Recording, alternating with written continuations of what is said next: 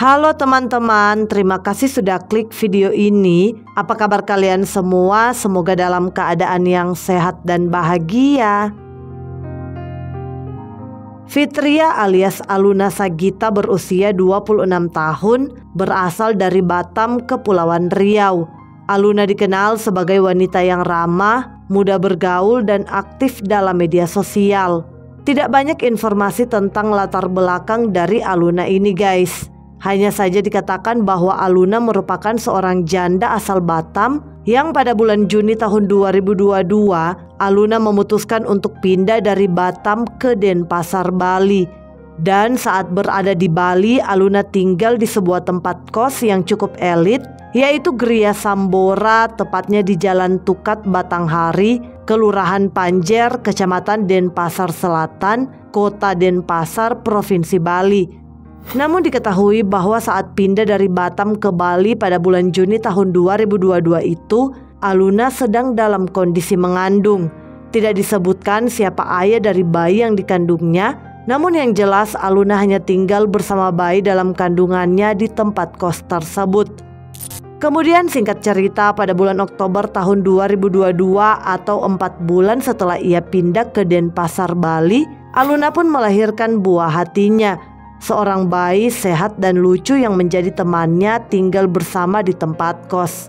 Nah, menurut informasi yang beredar, selama berada di Bali, Aluna bekerja sebagai open BO yang menjajahkan layanannya di aplikasi micet.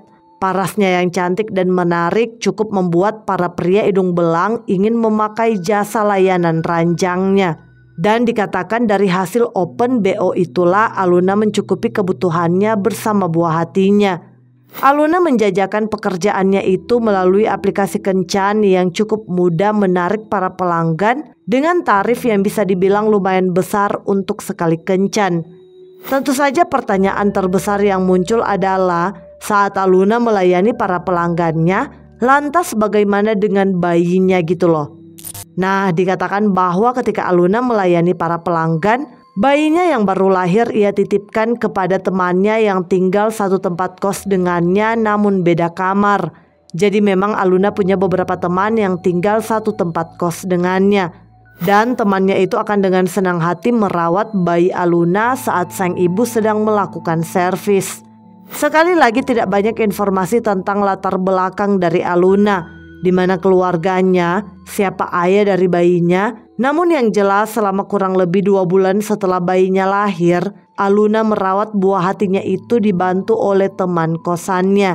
Sampai akhirnya saat bayinya berusia 2 bulan, terjadi satu tragedi memilukan yang akan membuat bayi tersebut kehilangan sang ibu untuk selamanya.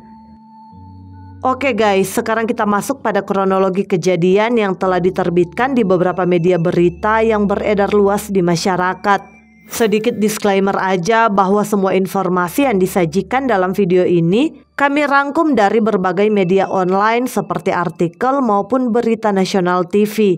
Dan tujuan channel ini dibuat hanya untuk pembahasan saja supaya kita bisa mengambil pelajaran dari setiap peristiwa yang terjadi. So guys, semuanya bermula ketika pada satu hari di bulan Desember tahun 2022 ada seorang pria bernama R. Aryo Puspo Buwono berusia 26 tahun kelahiran Blitar yang tinggal di Denpasar, Bali memutuskan untuk memesan jasa layanan seorang perempuan di aplikasi kencan micet. Nah, saat itu Aryo tinggal di Bali dengan kondisi keuangan yang memprihatinkan. Ia mengalami tekanan ekonomi yang parah sampai-sampai mau makan aja susah gitu loh. Sama seperti Aluna, tidak banyak informasi tentang latar belakang dari Aryo ini guys. Apakah dia sudah pernah menikah sebelumnya atau belum? Sama siapa dan sejak kapan dirinya menetap di Bali? Namun yang jelas dikatakan bahwa Aryo bekerja di salah satu restoran yang ada di Denpasar, Bali. Meskipun memiliki pekerjaan yang bagus, namun karena hobinya yang suka main judol, membuat Aryo sering mengalami tekanan ekonomi yang dahsyat dan banyak hutang. Saat belum gajian, Aryo mengalami kesulitan bahkan untuk makan aja susah. Dan ketika waktunya gajian, uangnya itu ia gunakan untuk membayar hutang. Akhirnya karena tekanan ekonomi itulah muncul rencana jahat dalam pikiran Aryo untuk mendapatkan uang secara cepat dan instan, yaitu dengan mencuri. Ide untuk mencuri itu terbesit ketika suatu hari Aryo akan masuk kerja di restoran tempatnya bekerja, namun manajemen menyuruhnya pulang karena jadwal masuk esok hari. Jadi kayak salah jadwal gitu guys. Kemudian Aryo pun langsung kembali ke kos dengan berjalan kaki cukup jauh yang membuatnya lelah. Saat itu ia tidak punya uang sama sekali untuk naik kendaraan atau ojol. Sesampainya di kamar kos, Aryo langsung tertidur karena capek. Lalu saat terbangun, Aryo mengaku dirinya yang haus meminum air keran karena tidak punya uang untuk beli minum atau makan. Di titik ini ia mengaku bingung harus melakukan apa. Sampai ia pun mendapatkan ide untuk mendownload aplikasi micet dan melihat tutorial di YouTube untuk membuat orang pingsan. Kemudian ia pun memesan jasa layanan wanita di aplikasi micet tersebut dengan tujuan nantinya ia akan membuat wanita itu pingsan, lalu ia akan mencuri uang serta barang-barang berharganya. Dan kebetulan pesanan jasa Aryo itu masuk kepada seorang wanita yang tak lain adalah Aluna Saggita. Dengan ramah, Aluna pun merespon chat dari Aryo yang berniat ingin memesan jasa layanan ranjangnya. Terjadilah tawar-menawar di antara keduanya, yang akhirnya mereka sepakat tarif Rp600.000 untuk 2 kali berhubungan badan di tempat kos Aluna. Dan pada hari Sabtu tanggal 31 Desember tahun 2022 sekitar pukul 5:15 sore waktu Indonesia Tengah, Aryo pun mendatangi tempat kos Aluna yaitu Gria Sambora, tepatnya di Jalan Tukat Batanghari, Kelurahan Panjer, Kecamatan Denpasar Selatan. Setibanya di sana, Aryo mengetuk pintu kamar dan dibukakan langsung oleh Aluna. Dengan kondisi saat itu bayinya telah ia titipkan kepada teman kosnya yang berbeda kamar. Saat berada di dalam kamar, Aluna dan Aryo pun sempat berbincang-bincang sebentar sebelum akhirnya keduanya berhubungan badan. Usai hubungan badan, keduanya bergantian membersihkan diri di kamar mandi dan kembali ke tempat tidur dalam keadaan tanpa sehelai benang pun di tubuh mereka. Setelah membersihkan diri, Aluna duduk di kasur dengan posisi menghadap ke layar TV. Dan pada kesempatan itulah Aryo mulai melancarkan aksinya untuk mengambil barang-barang berharga milik Aluna, di mana dari belakang Aryo mencengkram leher Aluna yang membuat wanita itu syok dan berusaha untuk melawan sehingga keduanya pun jatuh di lantai. Saat terjatuh di lantai itulah Aryo langsung membenturkan kepala Aluna di pan tempat tidur dan juga di lantai hingga membuat Aluna lemas tak berdaya. Usai membentur kepala Aluna, Aryo melihat ibu muda tersebut masih bergerak dalam posisi terlentang sehingga ia pun segera mengambil bantal dan membekapnya. Selanjutnya Aryo melepaskan bantal dari sarungnya dan melilitkan sarung itu ke leher korban sembari mengambil kabel yang terletak di lubang laci dan menjerat leher korban. Sampai akhirnya dipastikan Aluna sudah tidak bergerak, tak bernyawa. Nah, karena hari mulai malam dan kondisi kamar mulai gelap, Aryo pun menyalakan lampu kamar dan disitulah ia melihat lidah Aluna menjulur keluar yang membuatnya ketakutan dan panik. Ia pun cepat-cepat segera mengambil barang-barang berharga milik korban seperti 2 buah ponsel iPhone, charger, dompet yang berisi kartu identitas korban, ATM, serta uang tunai dalam bentuk ringgit yang kalau dirupiahkan sebesar 2,5 juta rupiah. Dan setelah selesai melakukan semua aksinya, Aryo segera memakai pakaiannya kembali dan pergi dari TKP dengan mengunci kamar kos korban dari luar dan membawa kuncinya. Nah, kasus ini terungkap setelah masih di hari yang sama yaitu Sabtu 31 Desember tahun 2022 sekitar pukul 7:30 malam waktu Indonesia Tengah. Seorang teman kos Aluna bernama Sofi Aryani berusia 22 tahun mendatangi kamar kos Aluna dan mengetuk-ngetuk pintu kamar sambil memanggil ibu muda tersebut. Tetapi setelah beberapa waktu Sofi mengetuk-ngetuk pintu kamar sambil memanggil-manggil Aluna, tidak ada respon sama sekali dari dalam kamar. Hal itu pun membuat Sofi merasa aneh dan curiga. Akhirnya karena khawatir, Sofi pun memutuskan untuk melaporkan kecurigaannya kepada Satpam Kos, meminta untuk mengecek kondisi temannya itu. Dan Satpam pun memanggil tukang kunci karena pintu kamar Aluna dalam kondisi terkunci. Singkat cerita, setelah pintu kamar kos Aluna terbuka, Sophie bersama satpam kos pun masuk ke dalam kamar tersebut.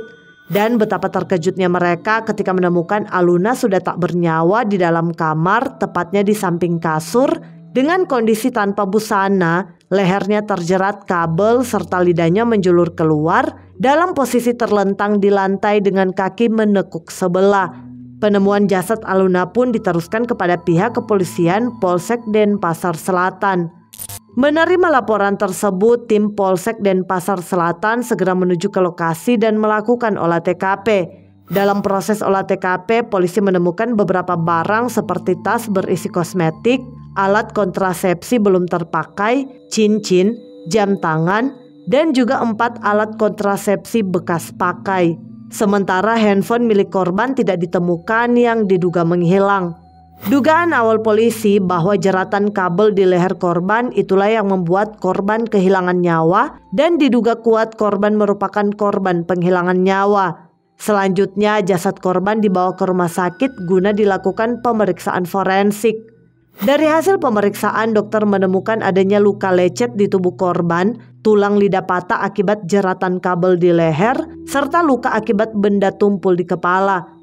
Polisi pun mulai mendalami kematian Aluna dengan mewawancarai beberapa saksi, termasuk teman kos, satpam kos, serta memeriksa CCTV yang ada di TKP. Dan dengan mudah polisi berhasil mengetahui identitas terduga pelaku yang diduga sebagai orang terakhir yang datang ke kamar kos dan bersama korban sebelum ditemukan tewas. Penyelidikan polisi tertuju kepada seorang pria yang tak lain adalah R. Aryo Puspobuwono berusia 26 tahun. Polisi pun mulai melacak keberadaan Aryo yang akhirnya membawa polisi untuk menangkap pria itu pada hari Senin tanggal 2 Januari tahun 2023 malam di tempat kosnya di Jalan Serma Gede, Desa Dau Putri Kelot, Kecamatan Denpasar Barat, Kota Denpasar, Bali. Penangkapan dilakukan oleh tim gabungan dari Polsek Denpasar Selatan, Polresta Denpasar, dan Polda Bali. Namun saat akan dilakukan penangkapan, pelaku sempat melawan petugas yang terpaksa membuat petugas memberikan tindakan tegas terukur, yaitu timah panas yang mengenai kakinya. Selanjutnya pelaku dibawa ke kantor polisi guna pemeriksaan lebih lanjut. Dan kepada petugas, Aryo mengakui perbuatannya yang telah menghabisi nyawa korban serta mencuri barang-barang berharga milik korban. Ia juga mengaku bahwa uang milik korban sebesar 2,5 juta rupiah yang ia curi, ia gunakan untuk menebus ponselnya yang telah digadai untuk judol serta membayar ojek yang mengantarnya ke kos usai melakukan aksinya, dan sisanya ia gunakan untuk belanja kebutuhan sehari-hari. Kapolresta Denpasar mengatakan bahwa motif pelaku ingin menguasai barang-barang korban untuk biaya hidup sehari-hari dan yang bersangkutan memang sengaja mencari korban melalui aplikasi kencan online. Hal itu juga diakui oleh pelaku bahwa dirinya saat kejadian sama sekali tidak punya uang, bahkan untuk makan pun tidak mampu. Tetapi diketahui bahwa sebelumnya pelaku tidak pernah tersangkut persoalan hukum ataupun menjalani hukuman terkait perkara pidana. Kasus ini pun dibawa ke persidangan pada bulan April tahun 2023. Dalam sidang yang berlangsung di Ruang Tirta Pengadilan Negeri Denpasar, Jaksa Penuntut Umum atau JPU mengajukan dakwaan kepada majelis hakim terhadap terdakwa Aryo, kelahiran 6 Agustus tahun 1996 di Blitar, Jawa Timur itu, dengan pidana penjara selama 15 tahun. Dakwaan pertama, perbuatan Aryo diancam pidana sesuai pasal 338 KUHP, merampas nyawa orang lain, atau kedua pasal 365 ayat 3 KUHP, kekerasan yang mengakibatkan kematian. JPU dalam surat tuntutannya menyatakan bahwa terdakwa terbukti secara sah dan meyakinkan bersalah melakukan tindak pidana pencurian dengan kekerasan yang mengakibatkan korban meninggal dunia.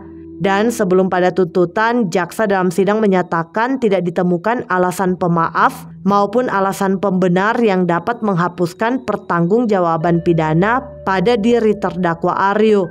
Pertimbangan yang memberatkan terdakwa adalah perbuatan terdakwa mengakibatkan korban Aluna Sagita meninggal dunia. Sedangkan hal-hal yang meringankan, terdakwa mengaku belum pernah dihukum, Terdakwa menyesal dan mengakui terus terang perbuatannya, serta terdakwa bersikap sopan sehingga memperlancar proses persidangan. Dan akhirnya setelah pada keputusannya, Majelis Hakim menjatuhkan pidana terhadap terdakwa R. Aryo Puspobuwono dengan pidana penjara selama 13 tahun dikurangi masa tahanan. Di sisi lain, tidak ada informasi tentang bayi dari Aluna sekarang diasuh oleh siapa, apakah oleh keluarga Aluna atau ada orang lain yang mengasuh. Sementara itu, fakta baru terungkap di persidangan bahwa pelaku dalam kasus ini bukan hanya Aryo saja, melainkan ada 3 orang lain yang juga ditangkap dan ditetapkan sebagai tersangka. Polisi menyebut bahwa ada praktik prostitusi secara online lewat aplikasi micet sebelum penghilangan nyawa korban. Sebelumnya, Polresta Denpasar telah memeriksa 4 orang lainnya terkait dugaan adanya praktik prostitusi dalam kasus penghilangan nyawa Aluna Sagita. 4 orang yang diperiksa polisi itu berinisial TJ, DRS, FH, dan AR. Dan dari ke-4 orang yang diperiksa, 3 diantaranya yakni TJ, DRS, dan FH berperan sebagai operator aplikasi micet yang ditetapkan sebagai tersangka. Sementara 1 orang lainnya yakni AR hanya bertugas untuk mengamankan lokasi. Dan dari hasil pemeriksaan ke-4 orang ini, diketahui bahwa operator mendapatkan upah sebesar Rp50.000 dari hasil transaksi micet.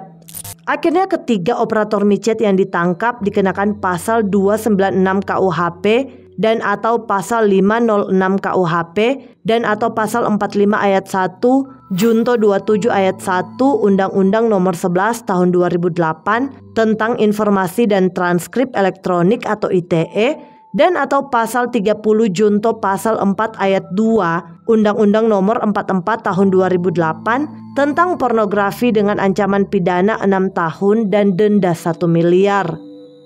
Oke guys, sekian dulu ceritaku. Sampai jumpa di video selanjutnya. Bye.